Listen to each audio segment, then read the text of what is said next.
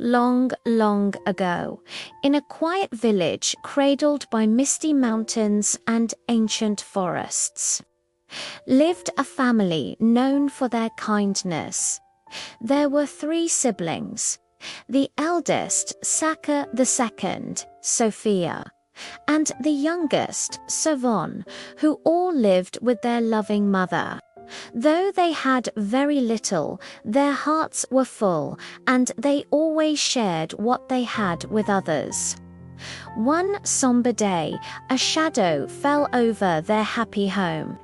Their mother became terribly ill, and no village remedy could help.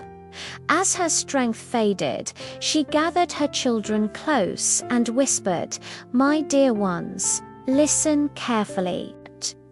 High upon the tallest peak, hidden behind a cascading waterfall, lives the golden serpent.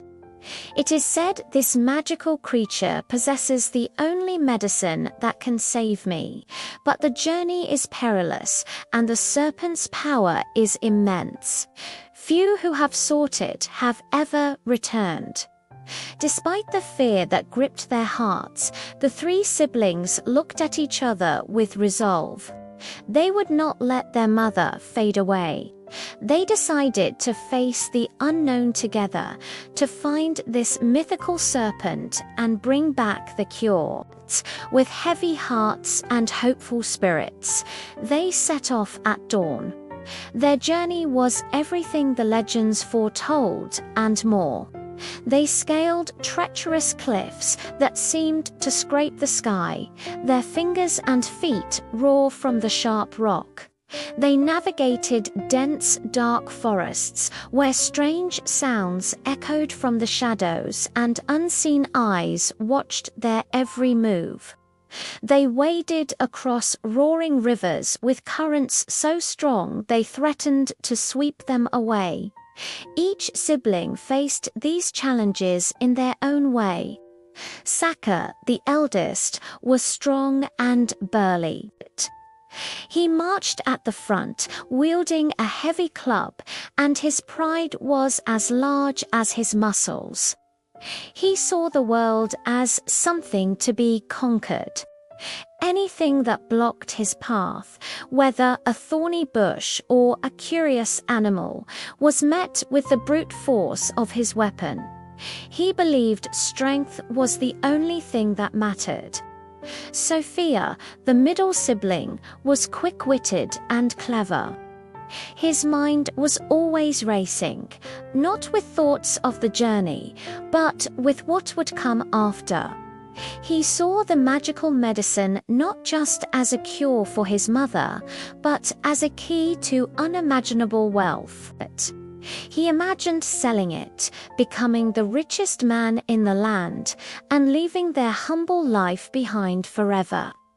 His greed clouded his judgment, and he viewed every obstacle as a delay to his future fortune. And then there was Sovon, the youngest. He was not as strong as Saka or as clever as Sophia. His nature was gentle, and his heart was pure and honest. While his brothers pushed forward impatiently, Sovon noticed the world around him. He would stop to help a beetle that had fallen on its back, share a piece of his bread with a hungry squirrel, and speak softly to the birds that sang in the trees. He believed that kindness was a language everyone and everything could understand. After many long and grueling days, their clothes tattered and their bodies weary, they heard a new sound, the thunderous roar of falling water. They pushed through a final thicket of leaves and stood in awe. Before them was a secret clearing, bathed in an ethereal light. A magnificent waterfall crashed down from a high cliff into a crystal-clear pool below, and there, resting majestically upon a giant sun-warmed stone in the middle of the pool, was the golden serpent. It was more spectacular than any story could describe. Its scales shimmered and gleamed like 1,000 suns, casting a brilliant golden light all around. It was ancient and powerful, yet its eyes held a profound calmness. As the siblings approached, the serpent raised its head and spoke, its voice deep and resonant, like the rumbling of the earth itself. "I know why you have come," the serpent said, its gaze passing over each of them. "You seek the medicine to heal your mother. The cure is real, and I possess it. But it is a gift I will bestow only upon the one who proves they have a truly kind and selfless heart." Immediately, Saka stepped forward, puffing out his chest. "I am the strongest," he declared. "I fought off every beast and cleared the path for my brothers. I am the most deserving." Then Sophia pushed past him, a cunning glint in his eye. "Strength is nothing without a sharp mind," he argued. "I was the one who navigated our way here, who solved the riddles of the forest. I am the cleverest, and therefore I should receive the medicine." The golden serpent listened patiently, its expression unreadable. It looked from the proud Saka to the greedy Sophia, and finally to the quiet Sovon, who had said nothing. A long silence hung in the air, broken only by the roar of the waterfall. Then the serpent spoke again. "Boasting proves nothing. Words are easy. Actions reveal the truth of the soul. Nearby, in a dark cave behind this waterfall, a baby eagle has fallen from its nest. It is trapped, and a giant snake is about to devour it. Go now, save the helpless creature, and through this deed I will know your true character." Saka scoffed. "Risk my life for a bird? We came for medicine, not to be a hero for some animal. It's too dangerous." Sophia agreed, shaking his head. "He's right. What if that giant snake bites us? We would be of no use to our mother then. It is a foolish risk. There's no profit in it." Both brothers backed away, their fear and selfishness plain to see. But Savan did not hesitate. The thought of a helpless creature in danger stirred his compassionate heart. Without a word, he turned towards the thundering curtain of water. He took a deep breath and plunged through the waterfall into the cold, dark cave behind it. Inside, it was damp and eerie. He soon saw the scene the serpent had described. A small, terrified eagle chick was huddled in a corner, chirping weakly.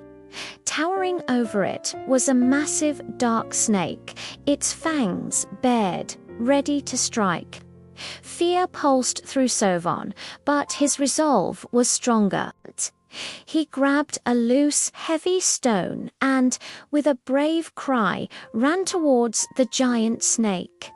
He fought with all the courage he could muster, dodging the snake's strikes and bravely defending the little eagle. The battle was fierce, but Savon's determination, fueled by his pure heart, gave him a strength he never knew he possessed. Finally, he managed to drive the giant snake away, and it slithered back into the deepest shadows of the cave. Savon gently scooped up the trembling eagle chick. He cradled it in his arms, speaking to it in soft, reassuring tones until its frightened chirps subsided. He then carried it carefully back out into the light.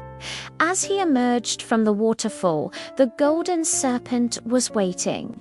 It looked at the small eagle chick nestled safely in Savan's arms, and a soft, warm light emanated from its golden scales. "That little eagle," the serpent said, its voice filled with a deep emotion, "is my own child." Saka and Sophia gasped in shock and shame.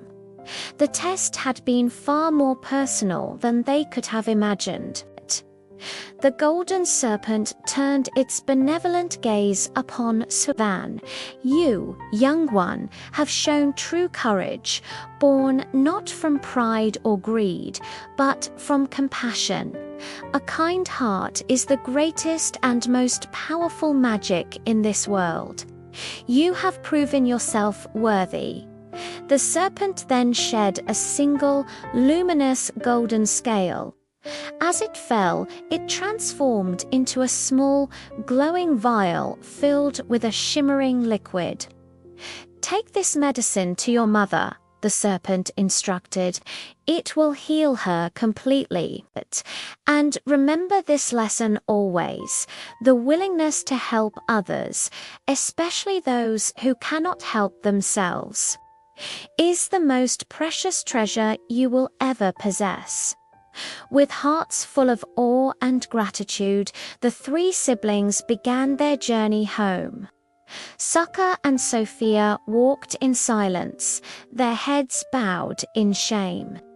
They saw how their selfishness had blinded them, and they felt a deep remorse for their actions. When they arrived back at their village, their mother was weaker than ever. Sovan gently helped her drink the magical medicine from the glowing vial. Instantly, a warm light enveloped her. The color returned to her cheeks, the strength to her limbs, and the light to her eyes. She was completely healed, more vibrant and healthier than she had been in years. There was great joy in the small house that day. Saka and Sophia, truly humbled, apologized to their mother and to Svan. They promised to change their ways, to live with kindness and generosity in their hearts. From that day forward, the family lived in happiness and harmony. Savan's tale was told throughout the village and beyond, not as a story of magic and monsters, but as a timeless reminder of a boy whose beautiful heart saved his family. And everyone who heard it learned that kindness, courage, and a willingness to help are the true treasures that make us all rich. Thank you so much for watching. If this story touched your heart, please like, share, and subscribe for more tales from around the world. We'll see you in the next video.